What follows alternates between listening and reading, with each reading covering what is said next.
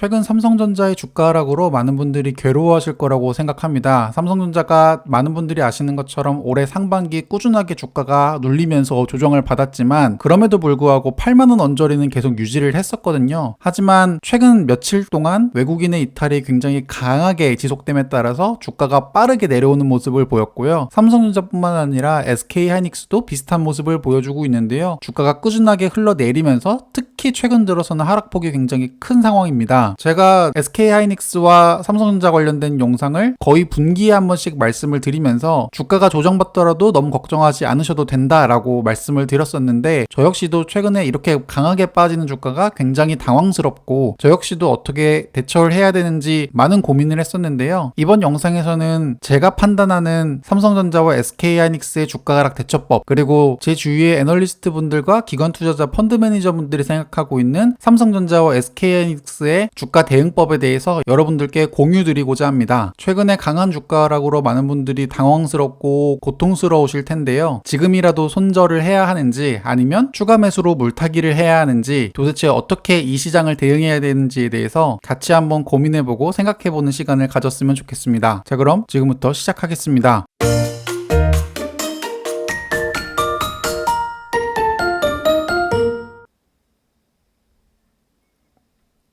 최근에 삼성전자와 SK하이닉스의 주가 하락은 모건 스탠리에서 나온 보고서 한 장으로부터 시작됐다라고 봐도 무방합니다. 바로 반도체에 겨울이 오고 있다라고 하는 이 제목의 보고서가 그 시작이었는데요. 실제로 이 보고서 발표 이후에 삼성전자와 SK하이닉스 외국인 순매수세를 살펴보면요, 지금 보시는 이 파란색 차트가 외국인의 코스피 순매수 현황입니다. 사실 외국인은 올해 내내 꾸준하게 매도세를 일관하고 있었습니다. 하지만 아까 우리가 살펴본 그 보고서로 인해 매도세가 더 증가하는 모습을 보이는데요, 실제로 외국인의 코스피 매도세 대부분이 바로 이 차트 삼성전자와 SK하이닉스 순매수가 굉장히 비슷한 흐름을 보여주고 있다는 것 확인하실 수 있습니다. 전체 외국인 코스피 순매수에서 SK하이닉스와 삼성전자를 빼면요, 오히려 나머지 종목에 대해서는 외국인이 최근 들어서 좀 사는 모습을 보여주기도 합니다. 즉 얼만큼 SK하이닉스와 삼성전자 이 두 종목에 대해서 외국인의 매도세가 최근에 굉장히 강했는지를 보여주는 차트가 바로 이 차트가 되지 않을까 생각하는데요.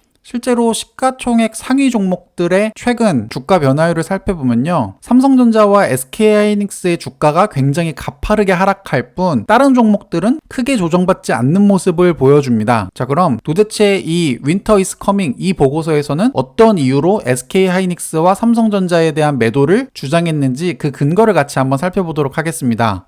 먼저 첫 번째, 최근 꾸준하게 감소하고 있는 PC 출하량입니다. 비대면 시대, 코로나로 인해서 언택트가 강조됨에 따라서 꾸준하게 지난 몇 년 동안 줄어오던 PC 성장률이 코로나 기간 동안 굉장히 가파르게 증가했었는데요. 그 코로나 특수가 끝난 이후에 최근에는 다시 예전처럼 PC 출하량이 역성장하는 모습을 보였고요. 분기별로 따지면 코로나로 인해서 굉장히 강하게 올랐었던 이 성장률이 과거 IT 버블 시기의 성장률과 거의 비슷하거나 혹은 월등했다라는 점을 보면 사실 PC 출하량이 이전만큼 빠르게 늘어날 것이다 라고 생각하는 것은 불가능에 가깝다라고 판단할 수 있습니다. 또한 스마트폰 역시 마찬가지입니다. 스마트폰 같은 경우에도 코로나로 인해서 출하량에 굉장히 큰 타격을 받았었는데요. 이 부분 역시도 올해 상반기를 최고점으로 출하 성장률이 굉장히 더딘 모습을 꾸준하게 보여줌에 따라서 PC와 스마트폰에 대한 출하량 감소는 아무래도 반도체 수요에 대한 부정적인 이슈로 다가올 수밖에 없습니다. 사실 이 두 부분은 제가 예전 영상에서도 꾸준하게 설명드렸었습니다. 그리고 올해 상반기 내내 삼성전자가 더 가파르게 주가 상승이 안 되고 지지부진한 결정적인 이유라고 제가 누누이 말씀드렸었는데요. 제가 그럼에도 불구하고 삼성전자가 아직 한 방이 더 남아있다, 아직 큰 사이클이 한 방이 더 남아있다라고 주장했었던 근거를 기억하실지 모르겠는데요. 첫 번째 이유가 삼성전자의 D램 재고가 정상 재고보다 현저하게 낮아지고 있다라는 점, 삼성전자의 D램 재고 소진이 거의 다다름에 따라서 반도체 수요 폭발이 한 번 더 일어날 수 있지 않을까라는 기대감이 있었고요. 두 번째는 꾸준하게 최근에 늘어오고 있는 글로벌 빅테크 기업의 서버 관련된 캐펙스가 꾸준하게 증가되고 있다는 점이었습니다. 그리고 이 두 가지가 반도체 수요 급증을 야기하지 않을까, 그래서 삼성전자의 주가 상승을 이끌지 않을까라고 기대했었는데요. 최근 보고서와 최근 동향에 따르면 아쉽게도 이 두 부분에서도 큰 문제가 발견되고 있는 것이 사실입니다. 최근 글로벌 기업 2분기 실적 발표에 조금 이상한 움직임이 많이 감지됐었는데요. 애플 같은 경우에도 2분기 실적이 굉장히 좋았었음에도 불구하고 향후 모멘텀 둔화 가능성이 꾸준하게 증가됐었습니다. 그래서 애플이 2분기 사상 최대 실적을 발표했음에도 불구하고 주가는 시간 외에서 1.8% 하락하기도 했었고요. 애플뿐만 아니라 아마존 같은 경우에도 온라인 성장률이 둔화되는 조짐이 나타났고 3분기 매출 가이던스가 컨센서스를 하회함에 따라서 실적 발표한 이후에 주가가 7.6% 하락하는 모습을 보이기도 했습니다. 또한 또 다른 글로벌 빅테크 기업인 페이스북 같은 경우에도 2분기 실적은 굉장히 양호했지만 하반기 성장 속도가 현저히 둔화될 것이다 라는 예고를 함에 따라서 실적 발표 이후에 주가가 4% 가까이 하락하는 모습을 보여주는데요. 그 결과 빅테크의 영업이익이 2분기를 정점으로 3분기, 4분기 꾸준하게 하락할 것이다 라고 하는 전망이 나옴에 따라서 그럼 과연 이익이 줄어드는데 서버에 대한 투자를 늘릴 수 있을까에 대한 퀘스천 마크가 현재 지속되고 있는 상황이긴 합니다. 실제로 시장조사기관 IDC에서는요, 분기별 서버 출하량 전망치가 향후 가파르게 증가하지 않을 것이다 라고 생각을 하고 있는데요. 이는 과거에 한창 반도체 기업 주가들이 좋았었던 2017년에 대비해서는 현저하게 낮은 수준이다 라고 우리가 볼 수 있고요. 그 결과 연간 서버 출하량 및 증가율도 과거 한창 좋았었던 소위 우리들이 일반적으로 얘기하는 빅사이클이라고 판단하는 증가율 대비해서는 그에 못 미치는 결과를 현재 예상하고 있다 보니까 기대했던 서버 출하량의 증가분이 생각보다 더뎌 보이는 것도 사실입니다. 또한 삼성전자의 D램 재고 추이 역시도 최근 계속 줄어가고 있는 것도 맞습니다. 그리고 SK하이닉스 같은 경우에도 마찬가지로 D램의 재고는 계속 줄어들음에 따라서 조만간 D램의 공급이 본격적으로 늘어날 것이다 라고 전망을 했었는데요.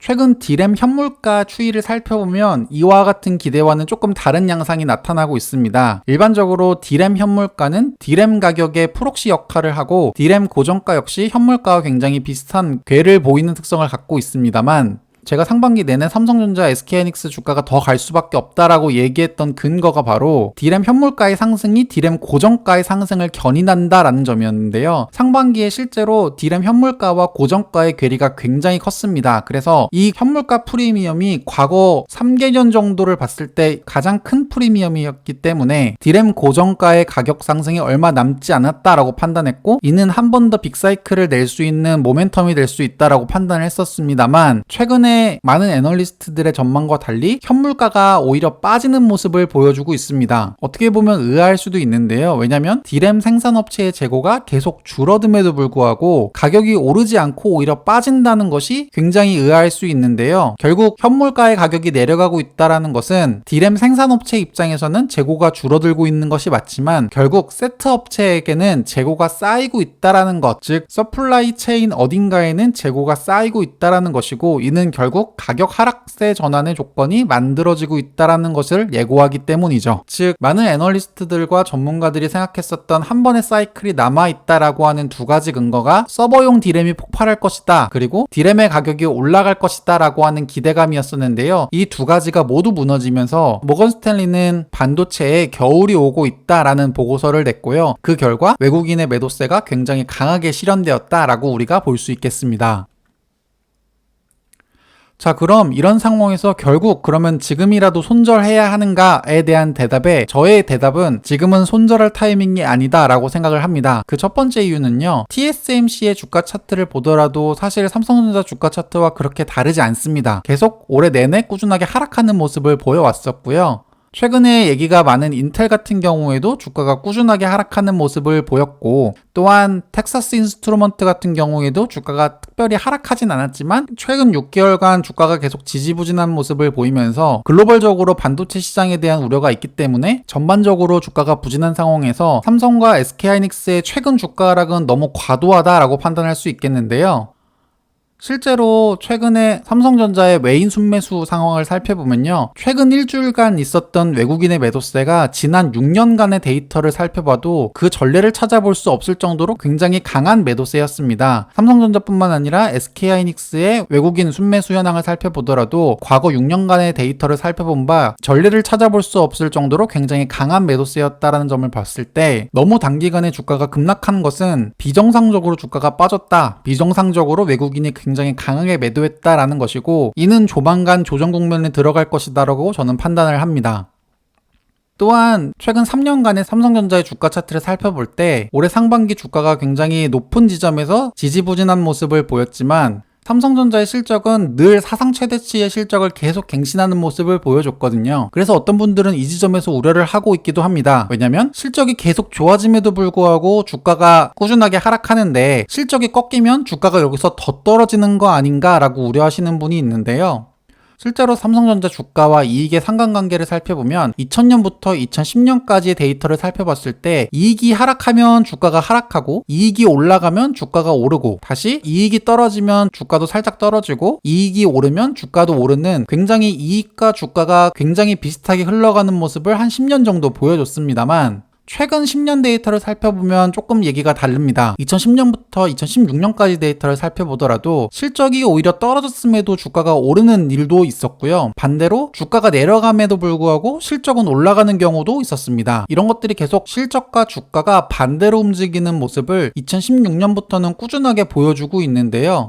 특히 최근 6년 데이터로 좁혀본다 하더라도 2018년에도 실적은 계속 좋아졌음에도 불구하고 주가는 오히려 내려가는 모습을 보여줬었고 최근 2021년 상반기 역시도 실적은 굉장히 좋았음에도 주가는 내려가는 모습을 보여줬다라는 점을 봤을 때 향후 실적이 내려가면 주가가 여기서 더 떨어지는 거 아닌가라고 하는 우려는 최근 10년의 데이터를 살펴보면 그런 걱정은 안 하셔도 되지 않을까라고 저는 생각을 합니다. 또한 삼성전자의 주가는 늘 꾸준하게 우상향하고 있다는 점도 우리가 기억해 볼 필요가 있는데요. 2000년부터 2021년까지 삼성전자는 늘 전 저점의 약 2배에서 3배 가까이 오른 이후에 어느 정도 조정을 겪었었던 것이 지난 20년 동안 꾸준하게 반복하고 있다는 점입니다. 그러면 과연 이 저점이 어디였는지를 우리가 알아볼 필요가 있는데요. 삼성전자는 전 저점의 2배 이상 오른 이후에는 약 고점 대비 32% 정도 빠지는 모습을 보여줬습니다. 올해 같은 경우에도 올해 1월 달에 전저점 대비 143% 상승하는 모습을 보여줬고 현재 18% 정도 빠지는 모습을 보여주고 있습니다. 이 차트만 보면 여기서 약 15%에서 20% 정도 더 빠질 수도 있지 않을까라고 생각할 수도 있겠지만 단순히 삼성전자의 주가만 보고 판단하는 것이 아니라 코스피 대비 삼성전자의 주가 상승률을 한번 적용해 본다면 2013년에 삼성전자가 코스피 지수 대비해서 100% 가까이 더 우월한 수익률을 낸 이후에 반대로 코스피 대비해서 마이너스 30% 가까이 빠지는 모습을 보여줬었고요. 그 이후에도 코스피 대비해서 100% 가까이 상승하는 모습을 보여줬지만 이후에 한 16% 정도 빠지는 모습을 보여줬습니다. 이번 역시 코스피 대비 약 50% 가까이 상승하는 모습을 보여주고 현재 조정을 받는 국면에 돌입했다라고 우리가 볼 수 있는데 현재 마이너스 19%라고 하는 것은 이전 2019년처럼 코스피 대비해서 삼성전자의 주가 수익률과 조정량을 봤을 때 어느 정도 바닥에 도달하지 않았나라고 우리가 판단할 수 있습니다. 그 결과 많은 애널리스트들과 전문가들이 현재 예상하고 있는 삼성전자와 SK 주가 바닥은 삼성전자 같은 경우에는 7만원대 초중반 정도가 저점이라고 판단하고 있고요. SK하이닉스 같은 경우에는 9만원 후반대 정도가 주가의 바닥이다라고 현재 판단을 하고 있습니다. 실제로 저 같은 경우에는 조금 더 보수적으로 판단을 하고 있습니다. 삼성전자의 과거 주가 흐름을 살펴보면요. 주가가 하락한 이후에 다시 가파르게 재반등하긴 조금 어렵지 않나 생각을 합니다. 그래서 저 같은 경우에는 72,000원에서 67,000원 사이 가격에서 아마 한 달 정도 주가가 바닥을 다지는 구간이 한 번쯤은 나오지 않을까 생각합니다. 저는 그 구간이 확인이 되면 그때 가서는 삼성전자를 한 번 더 매수하기 굉장히 좋은 타이밍이지 않을까라고 생각을 하고요. 다만 주가가 단기간에 이전 고점을 뛰어넘을 가능성은 굉장히 낮다라고 보고 있기 때문에 삼성전자의 주가가 조금 하락한다고 해서 급하게 저가 매수로 다가가는 것은 조금 지양하는 것이 좋지 않을까 생각을 합니다. 삼성전자는 길게 보시고 어느 정도 바닥을 다졌다라고 판단하면 그때 들어가도 늦지 않다라고 생각을 합니다. 이번 영상 여기까지입니다. 여러분의 투자에 많은 도움이 되었으면 좋겠습니다. 지금까지 시청해주셔서 대단히 감사합니다.